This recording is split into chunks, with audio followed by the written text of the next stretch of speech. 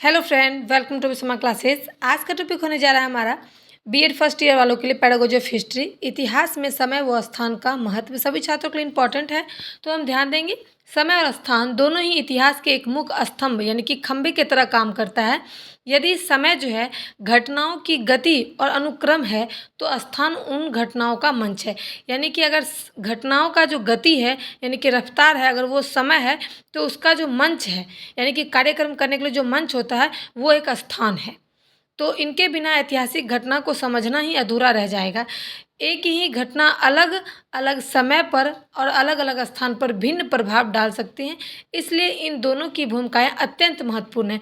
यानी कि अलग अलग समय पर अलग अलग प्रकार की घटनाएं हो सकती है और एक ही समय पर भी अलग अलग घटनाएं और एक जैसे घटना भी घट सकती है। इसलिए समय और स्थान दोनों ही इस चीज़ को यानी कि समय और स्थान दोनों को इतिहास में स्तंभ माना गया यानी कि खंभा का रूप दिया गया है।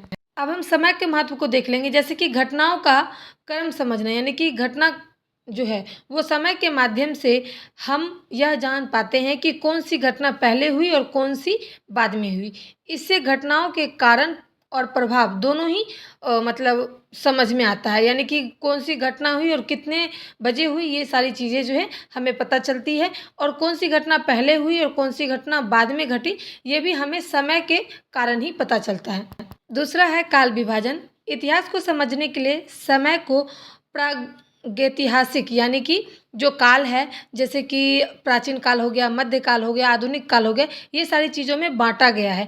इसमें अध्ययन आसान हो जाता है। यानी कि प्राचीन काल में कौन सी घटना घटी वो आप प्राचीन काल के समय से पढ़ सकते हो। मध्यकाल यानी कि मध्यकाल में कौन सी घटनाएं घटी, उस चीज़ों को आप आसानी से पढ़ सकते हो, समझ सकते हो। और आधुनिक काल में जो भी चीज़ें घट रही है उसको भी उसमें रख दिया जाता है। यानी कि अलग अलग प्रकार में बांट दिया जाता है घटनाओं को कि मध्यकाल, प्राचीन काल, आधुनिक काल में ये घटनाएं घटी। इससे विद्यार्थी जो है वो आसानी से अपना अध्ययन कर पाते हैं।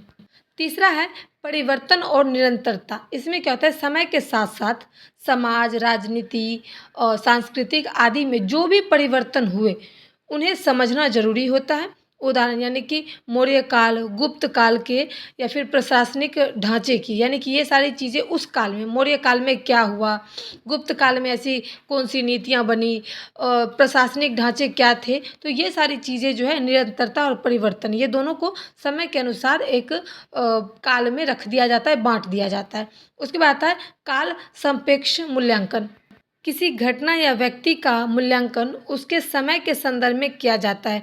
उदाहरण अकबर की नीतियाँ उसके काल के अनुसार प्रगतिशील मानी जाती है। यानी कि अकबर की जो भी नीतियाँ थी, यानी कि जो भी उसने बदलाव करा, तो उसके समय में वो प्रगतिशील मानी गई, यानी कि उसका प्रगति हुआ, यानी कि परिवर्तन हुआ।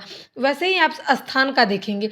स्थान में क्या होता है, घटनाओं को भौगोलिक स्थिति यानी कि किसी ऐतिहासिक घटना को उसके स्थान से जोड़े बिना समझा नहीं जा सकता है। जैसे कि पानीपत की लड़ाई, उसके स्थान, रणनीति और दृष्टि से अत्यंत महत्वपूर्ण था। अगर हम कहते हैं लड़ाई, तो लड़ाई कहाँ हुई, हर जगह लड़ाई होती है, तो इसलिए उसके नाम से यानी कि उस जगह का नाम पानीपत था, इसलिए पानीपत की लड़ाई रख दी गई। तो स्थान के नाम से हमें कई घटनाओं का पता चलता है, उसके बारे में हम पढ़ते हैं, अध्ययन करते हैं और वो काफ़ी आसान, अध्ययन करना काफ़ी आसान हो जाता है। दूसरा है सांस्कृतिक और सामाजिक प्रभाव। इसमें घटनाओं को सांस्कृतिक और सामाजिक का क्या प्रभाव है, किसी क्षेत्र में भौगोलिक स्थितियाँ वहाँ की सभ्यता, सांस्कृतिक जीवन शैली को प्रभावित करती है। उदाहरण जैसे सिंधु घाटी सभ्यता नदी के किनारे विकसित हुई, यानी कि हिंदी भाषा भी सिंध से ही ली गई है। तो इसकी जो आवश्यकताएं हैं, विशेषताएं हैं, जो भी घटनाएं हैं, वो सांस्कृतिक और सामाजिक चीज़ों से जुड़ी हुई है। जैसे उस समय की सांस्कृतिक क्या रही होगी, परंपराएं क्या रही होगी, उस समय की जीवन शैली कैसी रही होगी, तो ये सारी जो सभ्यताएं हैं वो कैसी रही होगी।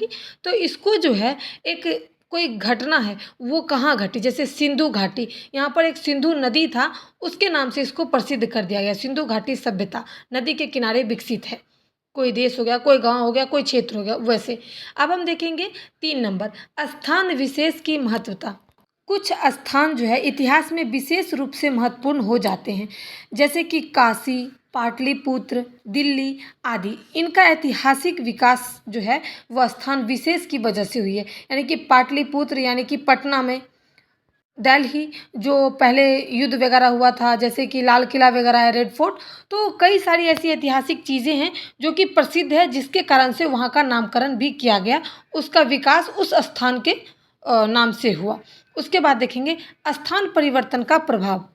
जब राजधानियाँ बदलती है या फिर साम्राज्य फैलता है, तो उसका जो असर है वो सांस्कृतिक, कला और भाषा पर पड़ता है या फिर भाषा पर होता है। जैसे कि उदाहरण, मुगलों द्वारा आगरा और फिर दिल्ली की राजधानी बनाना, यानी कि मुगल जो थे वो आगरा में रहते थे, पर उन्होंने पूरा भारत में उनको दिल्ली दिल्ली ऐसा जो शहर है, जो राजधानी है, वो उनको बहुत अच्छा लगा, इसलिए उन्होंने दिल्ली को राजधानी बनाने का निर्णय लिया। तो यही है स्थान परिवर्तन और प्रभाव। जिस तरीके से कोई चीज़ हमें आकर्षक होती है, प्रभावी लगती है, उसी तरीके से मुगलों को दिल्ली जो है, दिल्ली का जो स्थान है वो काफ़ी प्रभावी लगा, जिसके कारण से दिल्ली को राजधानी बनाने का फैसला लिया मुगलों ने। तो उम्मीद करती हूँ इतिहास के समय और स्थान के महत्व को, एक एक टॉपिक को मैंने क्लियर कराया। अगर वीडियो पसंद आए तो दोस्तों के साथ इसे शेयर करें और चैनल को सब्सक्राइब करें, कमेंट करें। Thanks for watching my video.